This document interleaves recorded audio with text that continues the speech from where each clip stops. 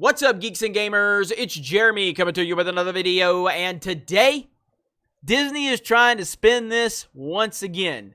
They can't stop spinning this Galaxy's Edge situation, which is absolutely hilarious. Everybody knows what's going on here. Everybody knows. Yet, they're just going to continue to spin it and make excuses. Because there's no way they can take any responsibility for their bad decision making. There's no way all of these angry YouTubers were right. There's no way they can actually give us credit for being right about all of their stupidity. So let's just spin it. Let's make another excuse, because why not? The latest excuse in the mountain of excuses for Star Wars and Galaxy's Edge is that U.S. theme parks are being deferred until Galaxy's Edge is complete. Nobody believes this. Nobody at all. So right here, it's saying that that higher ticket prices did not push tourists away from theme parks in the fourth quarter. But some are still holding off their visits until Galaxy's Edge, the second ride, is optional.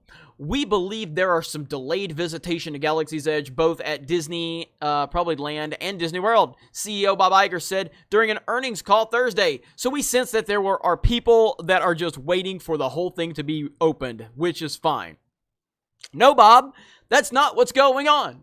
Nobody cares about this theme park because it is only Star Wars in name only. There's no Star Wars music. There's no live cantina. There's no band. It's nothing represents Star Wars. Nothing represents Star Wars in this. You can find little elements here and there, but why couldn't you just recreate the cantina? You know what I mean? Like, what's wrong with that? Why can't there be Star Wars music? Why does it have to be on the outer rim? Why couldn't you just build Coruscant? I don't understand any of this. None of this makes sense. There's no Darth Vader. There's no Luke Skywalker. There's no Obi-Wan. There's no Yoda. There's no Leia. There's no Ahsoka. There's no Maul. There's no Ventress. There's no Dooku. It's Kylo Ren, which had to be replaced over at Star Wars Launch Bay by Darth Vader. But of course, after The Force Awakens, Kylo Ren replaced Darth Vader. That's what The Last Jedi did. Anyway, he's talking about the earnings because they have the earnings call. Still, expenses at Galaxy's Edge weighed on Disneyland and Walt Disney World's in that quarter. The company had spent $2 billion on the creation of these two parks, one based in Anaheim, California, and the other one in Orlando, Florida. Disney is confident this will turn around now that both parks will be open at the same time for a full quarter, and more guests will flock to the two lands after the opening of the Rise of the Resistance ride. The ride will open in Orlando on December 5th and Anaheim on January 17th. So far, the Millennium Falcon ride has carried over 5 million people since opening in each park for its locations, Iger said. The guest experience, guest satisfaction are very, very high, and ride availability and attraction availability are in the high 90s, he said. That basically means that very, very complex technological attraction is running very well. Wow, how many big words can you put in there to try to make this sound better than it is? That very, very complex technological attraction is running very well. What does that even mean? All right, I've been to Galaxy's Edge at Walt Disney World and at Disneyland, and I can tell you point blank, as someone that is a big Disney theme parks fan, this land and that ride in particular is not doing well. It's not. You don't open a few weeks, you don't have like a few weeks after opening and suddenly there's a 45-minute wait for the Millennium Falcon ride. The Millennium Falcon ride is not good. The Millennium Falcon ride is a glorified arcade ride from Diamond Gems back in the 1990s. That's pretty much what it is. It's not good. And like I said, there's no Star Wars music. You know, there's no Star Wars characters running around. Nothing feels familiar to Star Wars. It feels like you're in Iraq. Is what it feels like. It is ridiculous. And again, I say this as a Disney fan. Like, you look at, okay, the recently built Toy Story Land, which actually pushes more guests into Star Wars Land at Hollywood Studios. Toy Story Land's great. I mean, it's not mind-blowing, but it's really good. As a huge Toy Story fan, I'm pretty happy with it. The Slinky Dog attraction is great. It's got good theming. I like it. It's obviously got Toy Story Midway Mania there, which is a great ride. It's good. I enjoy Toy Story Land. It's very good. Pandora, The land of Avatar, based off the movie Avatar, is incredible. It's the most incredible themed land I've ever seen at any theme park. It's beautiful. It's amazing. It's a must-see attraction. It's a must-see land. People just can't stay away from that area because it's absolutely unbelievable. Why is that? Well, mainly because you actually had James Cameron working with Disney Imagineers, and Disney Imagineers are incredible at their job. So you had James Cameron, the visionary behind Avatar, working directly with Disney Imagineers, who are phenomenal at their job, and they didn't have to worry about some agenda-driven garbage nonsense. So what they produced is something that's incredible. I mean, Avatar doesn't have this huge cultural significant impact on people.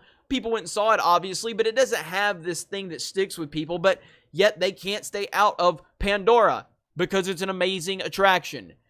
Galaxy's Edge does not inspire Star Wars fans. It doesn't even inspire the general public.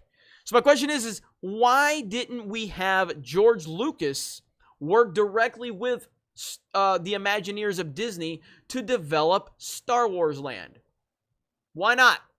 Because Disney has this strategic, agenda-driven nonsense that they are pushing into Star Wars. Everything has to be about their political ideology, the fact that they're trying to move us away from the original trilogy, away from the prequel trilogy, and they want people to focus on the new characters. The problem is nobody likes your new characters because nobody has connected with them because you've given us shitty arcs for all of them.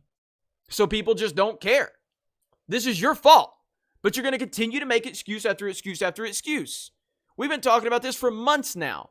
At some point, are they ever going to wake up and just realize, hey, if we didn't push identity politics and all of this nonsense into it, it would be great. People would be going there. But no, we have to make another excuse for Kathleen Kennedy's failure and for your failure, Bob Iger, and for Disney's failure on what you've done with Star Wars. And we're going to continue to laugh at you every step of the way. You really think Rise of the Resistance is going to just make people change all of their plans for their next vacation that could cost them anywhere from $5,000 to $10,000 if they're coming from overseas? You think that they're sitting there going, hey kids, I know we had this big trip planned out, but guess what? They don't have the Rise of Resistance attraction open, so we're not gonna go yet. No, that's not how that works. Bob Iger knows this. Disney trips from especially overseas tourists, which is a huge portion of the Walt Disney World crowd, they plan these things out years in advance. They're not going to change their plans because the Rise of Resistance ride isn't opened. This is the most ridiculous spin I've ever heard. I mean, at some point, wake up, people. I mean, seriously. And my problem isn't even Bob Iger. Bob Iger's got to do what he's got to do. He's a businessman, and he's going to put whatever spin he needs to put on it, and that's fine. I'm looking at the fans and the people that can't understand this. And there's not a lot of you left out there. A lot of you have finally woken up to this. You got woke. Literally. But this is such a joke. This is ridiculous. How much more spin is it going to take for you to realize what's going on? Anyway, I'm laughing. I think it's hilarious. And the more that these people talk, the more that they just validate everything that we've been saying for the past 2 years. So let me know your thoughts in the comments below. Thank you very much for checking out this video, and we will talk to you later. Hey everyone, it's Jeremy from geeksandgamers.com, and if you're a fan of Geeks and Gamers, please go to our website, visit our merchandise store. We have t-shirts, hoodies, hats, beanies, tank tops, and in the very near future, we're going to have many more products for you to choose from. So thank you for the support. We appreciate it. You guys have a great day, and we will talk to you later.